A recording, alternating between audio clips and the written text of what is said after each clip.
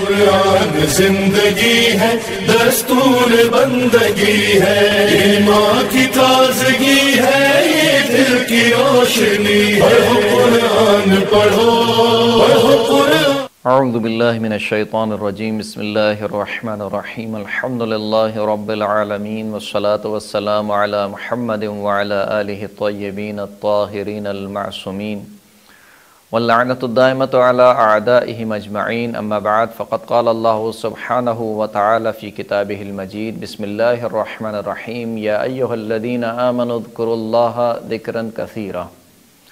محترم سامعین کرام، سورہ مبارکہ احزاب کی 41ویں آیت میں خداوند کریم مومنین کو حکم دے رہا ہے کہ اے صاحبان ایمان، اللہ کو کثرت سے یاد کرو۔ ذکر الہی ایک ایسا موضوع ہے کہ قرآن مجید میں جا بجا اس کے اوپر تاکید کی گئی، اور خداوند کریم نے تمام انسانوں کو اور خاص کر مومنین کو اس بات کی تاکید کی کہ وہ یاد الہی سے غافل نہ رہیں۔ ارشاد ہوا کہ فاذکرونی اذکرکم واشکروا لی ولا تکفرون، کہ تم میرا ذکر کرو، میں تمہارا ذکر کروں گا، اور تم میرا شکریہ ادا کرو اور میری نعمتوں کا کفران نعمت نہ کرو، نعمتوں کا انکار نہ کرو۔ الا بذکر اللہ تطمئن القلوب، آگاہ ہو جاؤ کہ فقط یاد الہی میں ہی دل جو ہے وہ مطمئن ہوتے ہیں۔ یعنی اگر دلوں کا اطمینان چاہتے ہو تو دلوں کا اطمینان اس دنیا میں نہیں رکھا، بینک بیلنس میں نہیں رکھا، بڑے گھر میں نہیں رکھا، بڑی گاڑی میں نہیں رکھا، اولاد میں نہیں رکھا، عورت میں نہیں رکھا۔ اگر اطمینان چاہتے ہو تو اطمینان فقط اور فقط ایک ہی چیز میں ہے، وہ یہ کہ یاد الہی میں زندگی بسر کرو۔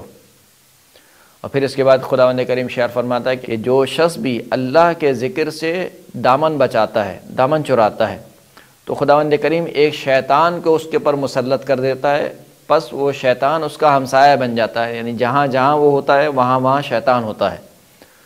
تو یاد الہی سے انسان غافل نہ رہے، یہاں تک کہ ارشاد ہوا کہ یا ایھا الذین آمنوا لا تلھکم اموالکم ولا اولادکم عن ذکر اللہ، اے صاحبان ایمان، تمہیں تمہاری اولاد اور تمہارا مال اللہ کے ذکر سے غافل نہ کر دے۔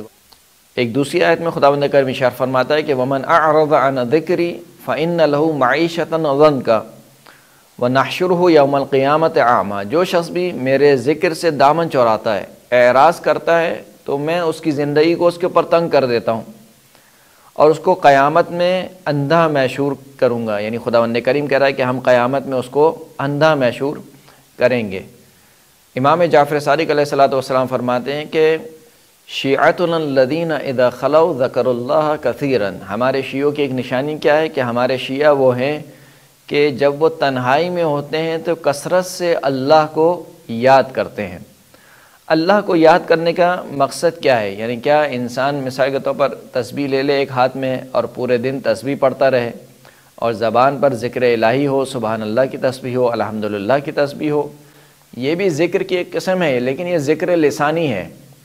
قرآن مجید میں جو ذکر کا مفہوم پیش کیا گیا وہ بہت عام ہے، اور بالخصوص احادیث میں جس طریقے سے اس کو بیان کیا گیا کہ رسول خدا صلی اللہ علیہ وآلہ وسلم فرماتے ہیں کہ یا علی ثلاث لا تطیقها هذه الامہ، اے علی، تین چیزیں ایسی ہیں کہ میری امت توان اور طاقت نہیں رکھتی کہ ان کو انجام دے سکے۔ یہ توان و طاقت نہیں رکھتی سے مراد یہ ہے کہ میری امت اس کو انجام دینے میں یقیناً کوتاہی کرے گی۔ وہ تین چیزیں کون سی ہیں؟ فرمایا کہ پہلی چیز المواساۃ للاخ فی مالہ، کہ اپنے مال میں اپنے برادر دینی کے ساتھ ہمدردی کرنا۔ یعنی اگر اپنے کسی برادر دینی کو مال کی ضرورت ہے یا اسے پیسوں کی ضرورت ہے تو بخل سے کام نہ لے۔ جب اس کو معلوم ہو جائے کہ میرے بھائی کو، چاہے سگے بھائی کو چاہے دینی بھائی کو پیسوں کی ضرورت ہے، خواہ وہ قرض کی شکل میں ہو، خواہ وہ کسی اور دوسرے کام کی شکل میں ہو، تو اپنے مال میں بخل نہ کرے، بلکہ اپنے برادر دینی کے ساتھ اپنے مال کے ذریعے سے ہمدردی کرے۔ دوسری چیز کہ جس کی یہ امت طاقت نہیں رکھتی وہ کیا ہے کہ انصاف الناس من نفسہ، خود اپنی جانب سے لوگوں کو انصاف فراہم کرنا۔ یعنی کیا مطلب؟ یعنی اگر کوئی غلطی ہو جائے تو قبل اس کے کہ کوئی دوسرا شخص کہے کہ تم سے غلطی سرزد ہوئی ہے، انسان خود اس بات کا اعتراف کرے کہ مجھ سے غلطی سرزد ہو گئی ہے۔ اور تیسری چیز رسول خدا فرماتے ہیں کہ بذکر اللہ علی کل حال، ہر حال میں اللہ کا ذکر انجام دینا۔ اور پھر خود رسول خدا فرماتے ہیں کہ وَلَيْسَ سبحان اللہ والحمد للہ ولا الہ الا اللہ واللہ اکبر، میری مراد یہ نہیں ہے کہ انسان ہر حال میں ذکر الہی کرے تو یہ تسبیحات اربعہ کو ہر وقت پڑھتا رہے 24 گھنٹے، بلکہ کیا مراد ہے؟ فرماتے ہیں کہ جب کسی حرام میں مبتلا ہو تو خاف اللہ و ترکہ، تو اللہ سے خوف کھائے اور اس کام کو ترک کر دے، یہ ذکر الہی ہے۔ یعنی جیسے ہی انسان کسی معصیت کو کسی گناہ کو انجام دینے چاہے، فوراً سے اللہ کا خوف اس کے دل میں پیدا ہو اور اس خوف کی وجہ سے انسان اس گناہ کو چھوڑ دے، تو ایسے شخص کو ذاکر کہا جائے گا کہ یہ اللہ کو یاد کرنے والا ہے۔ ایک دوسری روایت میں چھٹے امام سے راوی نے پوچھا کہ فما ہوا وجہ ذکر اللہ علی کل حال، کہ آپ جو فرما رہے ہیں کہ ہر حال میں اللہ کا ذکر کرو، تو اس سے کیا مراد ہے؟ تو امام نے ارشاد فرمایا کہ یذکر اللہ عند المعصیۃ یہم بہا، کہ جب کسی معصیت کا ارادہ کرے تو اللہ کو یاد کرے، اور جیسے ہی اللہ کو یاد کرے تو خوف خدا کی خاطر اس معصیت کو ترک کر دے، یہ ذکر اللہ علی کل حال سے مراد ہے۔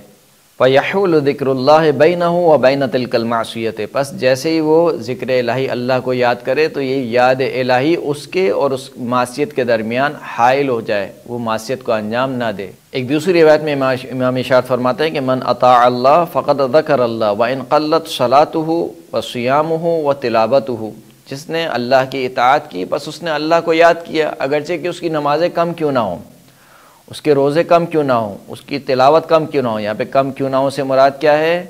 یعنی وہ صرف واجبات کو انجام دیتا ہے، یعنی مستحب نمازیں نہیں پڑھتا، مثال کے طور پر نماز شب نہیں پڑھتا، یا مستحب روزے نہیں رکھتا، یا تلاوت قرآن جو کہ مستحب ہے، اگرچہ وہ ان کاموں کو انجام نہیں دیتا لیکن کسی حرام کام کو بھی انجام نہیں دیتا۔ اگر کوئی ایسا شخص ہے تو بس وہ اللہ کو یاد کرنے والا ہے۔ ومن عصى اللہ فقد نسی اللہ، اور جو اللہ کی معصیت کرے اس نے اللہ کو بھلا دیا۔